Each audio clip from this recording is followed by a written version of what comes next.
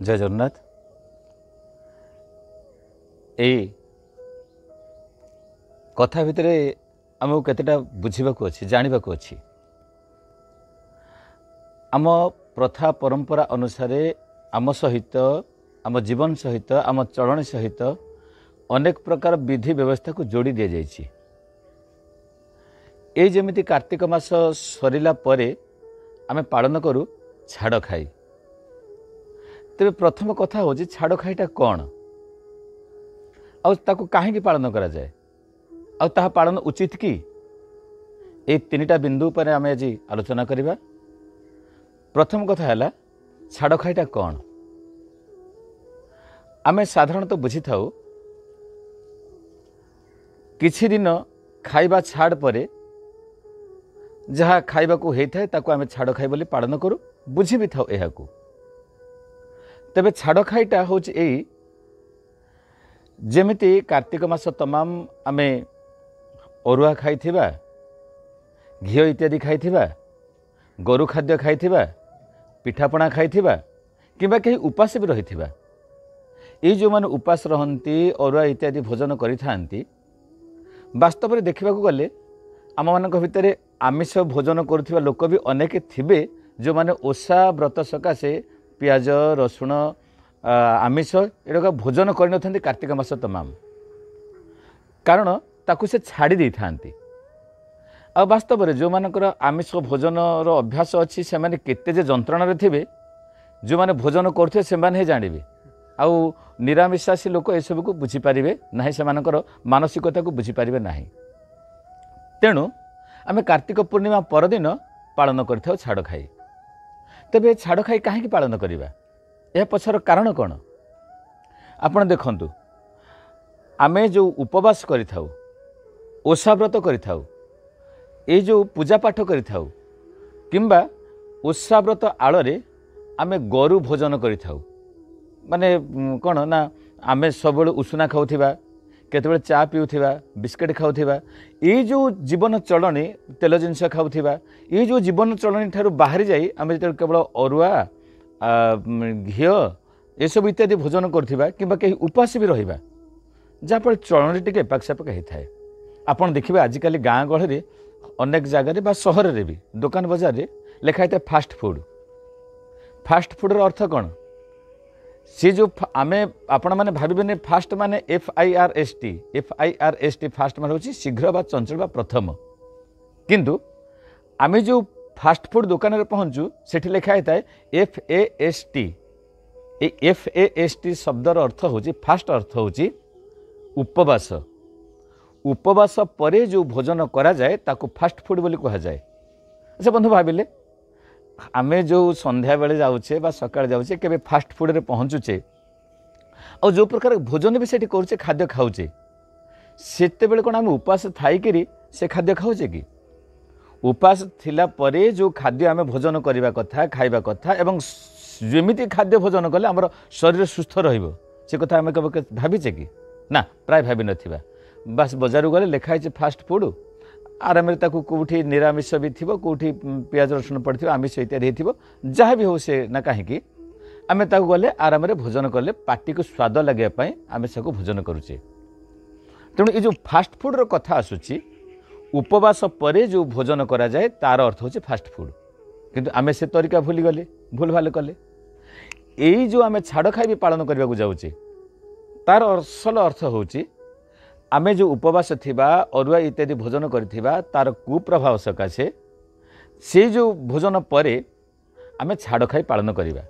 तेबे छाड़ खाई पालन करवा उचित ना अनुचित। जदि पूर्वपुरुष मैंने आम सहित जोड़ी देछन छाड़ खाई को आम पालन न करवा कहीं छाड़ खाई पालन करवा निहाती जरूरी आम सकाशे।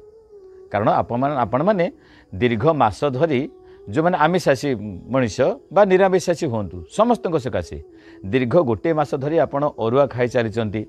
उपास रही केते गोरु भोजन करिसंती ये सब भोजन कला परे ता परदिन गोटाए दिन आम छाड़ खाई पालन करवा नहीं तो आउ कौन करवा। तो छाड़ खाई निहाती जरूरी। बंधु मन रखु ये जो प्रथा परंपरा सहित आमको जोड़ी दि जाए छाड़ खाई निहाती जरूरी नहेले आमे ये जो पर्वपर्वाणी पालन करुँ कहीं जो लोक मैंने थे से कौन एत बोका थे ना मूर्ख थे जो छाड़ खाई को जोड़ी देते अरे एमती भी देखु ये सब नीति नियम आम मनीषपाई तो कौटी पशु पक्षी जीवजंतु बाहर बुलूवा जितेक जीवजंतु जंगल रुहतु एम जो मैंने भी अच्छा से सकाशे किसी नीति नियम अच्छे कि ना कारण कौन ना आमर सुस्थता सकाशे आमर स्वास्थ्यर उन्नति सकाशे आम पारिवारिक जीवन मंगल सकाशे आम सामाजिक जीवन उन्नति सकाशे पूर्वपुरुष माने किसी विधि व्यवस्था आम जीवन चलन सहित जोड़ी देते से हिसाब से जदि से माने छाड़ खाई जोड़ी छाड़ खाई पालन करने निहाती जरूरी तेबे से छाड़ खाई केमिति हवा दरकार आमे माने भाभी गोटे मास तमाम भोजन भलरे हेनी अरुआ खिया चली किंबा किसी नहले 5 दिन शेष जो पंचक 5 दिन से समय आम पियाज रसुण खाइने आमिष तो बिल्कुल नथिबो घरे जो माँ मैंने ओषा व्रत करुवे से तो अन्य मानक युव बंधु मानक घरे आमिष पूरे भी देवेनि ना ही खाई पारिबुनि पियाज रसुण खाई पारिबुनि जदि कुआड़े बाहर को जा इत्यादि इत्यादि ये सबू भितरे पर्व भितरे आपण मैंने आमिष प्राय खाई पारि नथिबे तेणु आपण मैंने अनै बसता आमे मैंने अनै बसता अनेक लोक जे केतेबेले छाड़ खाई आसीबो ये कार्तिक मास सरीब आम छाड़ खाई भोजन करूँ आ छाड़ खाई आहार आपण मैंने कौन विचार करती आउ कहवाक पड़ोनी जो जीवजंतु मानू हत्या करा जाए एवं सेमानकर मांस को आपण मैंने भोजन करथांती किंबा कहीं नहेले भी अन्य आमिष द्रव्य भोजन करथांती बंधु एतिक मन रखा दरकार आमे जो ओषा करिथाउ उपवास रही था अरुआन्न इत्यादि भोजन करिथाउ ता द्वारा पाकस्थली पूरा गोरु हो जाए थाए हजम करिवार क्षमता हरई बसी थाए पाकस्थली रे क्षरण होथिबा पाचक रस ताहा मध्य आम सकाशे अति मांदा हो जाए थाए से समय अनेक समय अग्निमांद्य रोग भी होता है तेणु अंततः गोटे दिन सकाशे आमर पाकस्थली को विश्रामर आवश्यकता अच्छी गोटे दिन जदि आम पाकस्थली को विश्राम देवा उषुम पानी पीवा किंबा अल्प अति हाल्का खाद्य नहीं गोटे दिन पाकस्थली को निज ढांचा को पूर्व अवस्था को नहीं आसला परे आमे हुए तो जमिति जमिति आमर व्यवस्था आमे आमिष खाई परिबा जहाँ बा करि पारे आपनक इच्छा अनुसार से आपन बाध्य करूनी आमिष खातु कि न खातु से कथा भी कहूनी आपनक रुचि अनुसार जहाँ करती किंतु आमर उचित होची आमिष न खाइबा कारण आम शरीर जो गठन अच्छी संगठन अच्छी संरचना प्रक्रिया से आम सब हूँ शाकाहारी जीव जमती छेली ताकू मांस देले से भोजन करबा नहीं गाई गध घोड़ा एमाने सब निरामिषासी प्राणी बा तृणभोजी प्राणी आमर अवस्था भी ठीक सेमिति आमे मध्य सेठु दूर रहिबा उचित कारण थरुटे विचार कले जदि आपणक हाथटी कटि जाउची केते कष्ट पाउचंती आपण जदि अन्यर मांस खाई आपण आनंदित होउचंती केबे भी चेष्टा करी निज शरीर खंडे काटिक ताकू अन्य निजे भी खाइबा पे चेष्टा करंतु ताहले बुझीजिबे अन्य को हत्या करी मांस खाइले कौन हुए तेरे बंधु असल कथा होची छाड़ खाई आम पालन करवा उचित जहाँ छाड़ी ताहा खाइबारे नुहे बरं गोटे दिन खाइबा छाड़ करी आम छाड़ खाई पालन करवा उचित गोटे दिन अंततः खाइबा छाड़ करवा द्वारा पाकस्थली पूर्व अवस्था को फेरी आसे पुणी स्वाभाविक भाव में चले आपड़ देखिए अनेक समय अधिकांश समय देखा जाए छाड़ खाई परे परे अनेक लोक मेडिकल जाइथांती कार अग्निमांद्य होइछि कार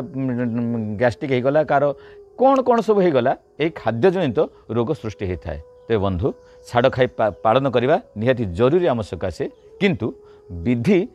देखिकरी व्यवस्था को देखिकरी व्यवस्था को टिके बदली देले भावना को टिके बदल देले ठीक हम आम गोटे दिन अंततः खाइबा छाड़ करवा और द्वितीय कथा जो जीवजंतु मानक आम हत्या करने जाऊे से क्षमा देले कौन आमर मंगल हुआंतानी आमर कल्याण हुआंतानी सामान्य जीभ टिके सकाशे छोटिया जीभ 4 आंगुल जीभ सकाशे आम केते खराब काम करने जाऊे को निरीह जीव मानक आम हत्या करने जाऊे बंधु एथर आम विरत रहीगले आमर कार्तिक मास आमर धर्म आमर परंपरा सबकिछि ठीक बाटर चलो ठीक बाटर परिचालित हो तेणु छाड़ खाई को आपण भोजन नुहे उपास पालन करने उचित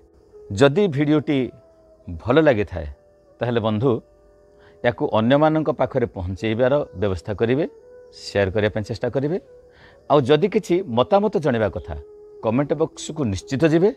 ଏବଂ ଭଲ ବା ମନ୍ଦ କିଛି ମତାମତ ଅପେକ୍ଷା ରହିଲି। ଜୟ ଜଗନ୍ନାଥ।